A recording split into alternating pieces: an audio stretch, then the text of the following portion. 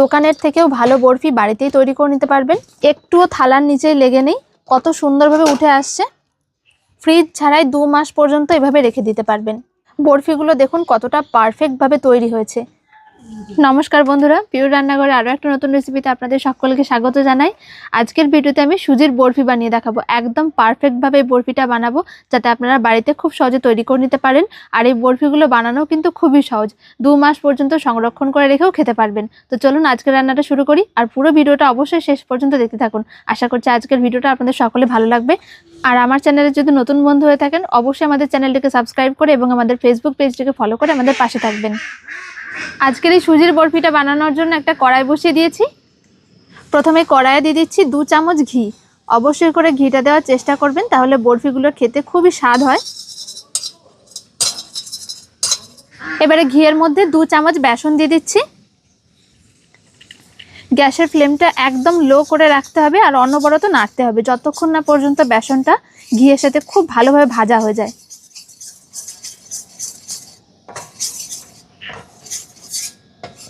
ঘিয়ের সাথে বেসনটাকে অনবরত এভাবে নাড়তে হবে, নাড়া বন্ধ করলে চলবে না, যেন বেসনটা না পুড়ে যায় ঘিয়ের সাথে। যখন ভালো মতন ভাজা হয়ে যাবে দেখবেন খুব সুন্দর একটা সেন্ট বের হবে।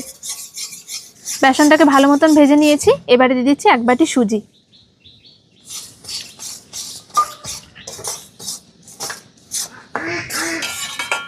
বেসনের সাথে সুজিটা দেওয়ার পর 3-4 মিনিট মতো নেড়েচেড়ে খুব ভালো করে ভেজে নিতে হবে। তবে সুজিটা কিন্তু পুড়ে গেলে এর স্বাদটা একদমই ভালো হবে না। একদম হালকা আঁচে নাড়াচাড়া করতে হবে, আর নাড়াচাড়া বন্ধ করলে চলবে না। 3-4 মিনিট মতন সুজিটাকে খুব ভালো করে নেড়েচেড়ে ভেজে নিয়েছি। আর এই সময় আমি গ্যাসের ফ্লেমটা বন্ধ করে দিয়েছি। এবার আমি এর মধ্যে দিয়ে দেব 2 চামচ মতন গুঁড়ো দুধ। গুঁড়ো দুধটা দেওয়ার সময় অবশ্যই করে গ্যাসের ফ্লেমটা বন্ধ করে নিতে হবে, তারপরেই কিন্তু দিতে হবে। এবারে খুব ভালো করে সুজির সাথে এটাকে মিশিয়ে নিতে হবে।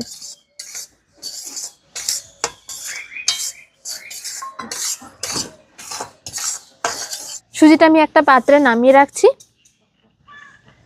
সুজিটা নামিয়ে রাখার পর ওই একই কড়াই আমি একটা চিনি শিরা তৈরি করে নেব। আর যে বাটির মাপ করে আমি সুজি নিয়েছিলাম, ঠিক ওই একই বাটির মাপে যতটা সুজি নিয়েছিলাম ততটাই চিনি দিয়ে দেব। 1 বাটি চিনির জন্য 1/2 বাটি জল দিয়ে দেব।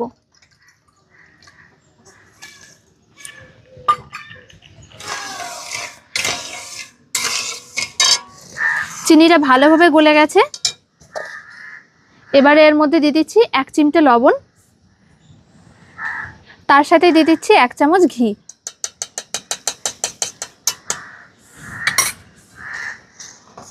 ভালো করে সবকিছু মিশিয়ে নিয়েছি। গ্যাসের ফ্লেমটা একদম লো করে রেখেছি। আর যে সুজিটা আমি ভেজে রেখেছিলাম সেটা এবার অল্প অল্প করে দিয়ে দেব। এই সময় গ্যাসের আঁচটা একদমই বাড়ানো যাবে না, তাহলে খুব তাড়াতাড়ি চিনি শিরাটা সুজিতে টেনে নেবে।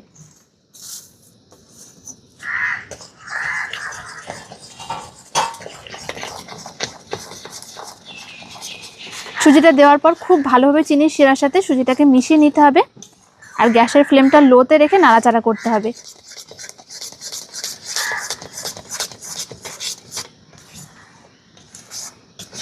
অনবরত নাড়তে থাকতে হবে, যাতে কড়াইয়ের নিচে লেগে না যায়। 2 থেকে 3 মিনিট একদম হালকা আঁচে নাড়াচাড়া করলেই দেখা যাবে এটা একদম শক্ত হয়ে গেছে, জমাট বেঁধে যাচ্ছে। গ্যাসের আঁচটা একদম লোতে রেখেছি। আর এরকমভাবে 2 থেকে 3 মিনিট মতন নাড়াচাড়া করে নেব।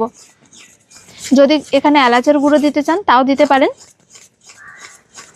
1-1.5 মিনিট মতন আমি একটু নাড়াচাড়া করে নিয়েছি। আর দেখুন সুজিটা একদম গাঢ় হয়ে আসছে আস্তে আস্তে।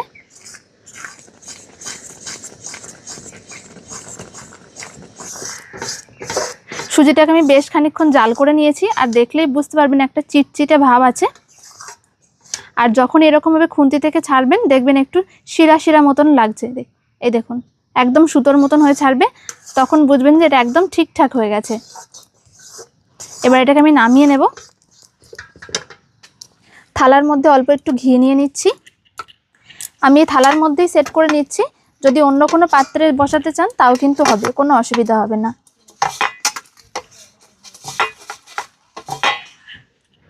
এবারে কড়াইটা ধরে ঢেলে দেব।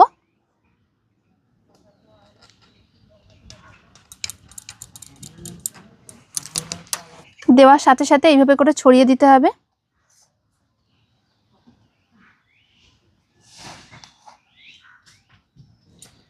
এখন যেহেতু গরম রয়েছে এটা এরকমই চিটচিটে মনে হবে, তবে যত ঠান্ডা হবে আস্তে আস্তে জমে যাবে দেখবেন।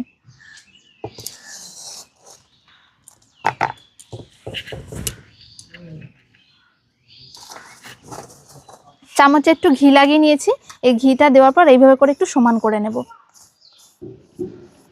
যেহেতু সঙ্গে সঙ্গে ঠান্ডা হতে শুরু করে দেয় তাই এরকমভাবে একটু জমে যাবে, আর যখনই জমে যাবে এইভাবে করে একটু চামচের মধ্যে কিংবা চাকুর গায়ে ঘি লাগিয়ে সমান করে নিতে হবে।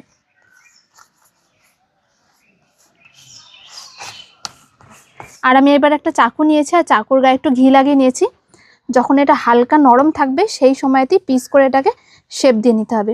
যত ঠান্ডা হবে তত এগুলো বেশি শক্ত হয়ে যাবে, তখন যদি এইভাবে কাটা হয় দেখবেন সাইড দিয়ে ভেঙে চুরে যাচ্ছে।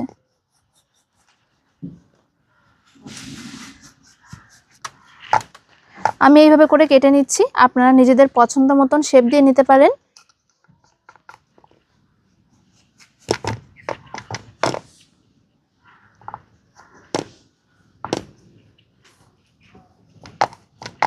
বরফিগুলো খুব সুন্দর করে আমি শেপ করে কেটে নিয়েছি। এগুলো এখনো পর্যন্ত বেশ ভালোই গরম রয়েছে। 10 মিনিটের জন্য এটাকে ঠান্ডা করে নেব। 10 মিনিট এইভাবেই রেখে দিয়েছিলাম। এবারে আমি বরফিগুলোকে দেখাবো কতটা পারফেক্টভাবে তৈরি হয়েছে।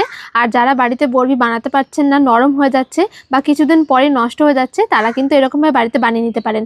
আর চাইলে যখন বরফিটা আপনারা সেট করবেন থালায়, সঙ্গে সঙ্গে এর ওপর দিয়ে কোনো ড্রাই ফ্রুটস দিয়ে সাজিয়েও নিতে পারেন। বরফিগুলো খুব সুন্দর করে ঠান্ডা করে নিয়েছি। এবার আপনাদের দেখাবো যে দেখুন বরফিগুলো কতটা পারফেক্টভাবে তৈরি হয়েছে। দেখুন পুরো চাকটা ধরে উঠে আসছে।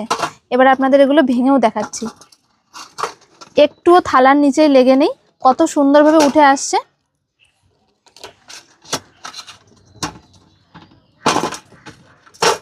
একদম পারফেক্টভাবে তৈরি হয়েছে। আর নিচের দিকটাও দেখুন কতটা সুন্দর মোলায়েম হয়ে বসে গেছে। মাত্র 20 থেকে 25 মিনিটের মধ্যে এইরকমই বরফি একদম দোকানের মতন পারফেক্ট বাড়িতেই তৈরি করে নিতে পারবেন। বরফিগুলো দেখুন কতটা পারফেক্টভাবে তৈরি হয়েছে। দোকানের থেকেও ভালো বরফি বাড়িতেই তৈরি করে নিতে পারবেন। এর মধ্যে একটুও শক্ত ভাব নেই। প্রত্যেকটা বরফি দেখুন কতটা সুন্দর হয়েছে। ফ্রিজ ছাড়াই 2 মাস পর্যন্ত এভাবে রেখে দিতে পারবেন। তো বন্ধুরা, আশা করছি আজকের এই বরফি রেসিপিটা আপনাদের সকলে ভালো লেগেছে। আর আপনারা যারা বাড়িতে পারফেক্টভাবে বরফি বানাতে পারেন না, তারা নিশ্চিন্তে এই রেসিপিটা বাড়িতে ট্রাই করতে পারেন। একদম পারফেক্টভাবে দোকানের মতন বরফি বাড়িতেই তৈরি করে নিতে পারবেন। আশা করছি আজকের ভিডিওটা ভালো লেগেছে। ভালো লাগলে অবশ্যই একটা লাইক, শেয়ার, কমেন্ট করবেন এবং আমাদের চ্যানেলটিকে সাবস্ক্রাইব ও ফেসবুক পেজটাকে ফলো করে আমাদের পাশে থাকবেন। দেখা হচ্ছে পরের ভিডিওতে। সকলে ভালো থাকবেন। ধন্যবাদ।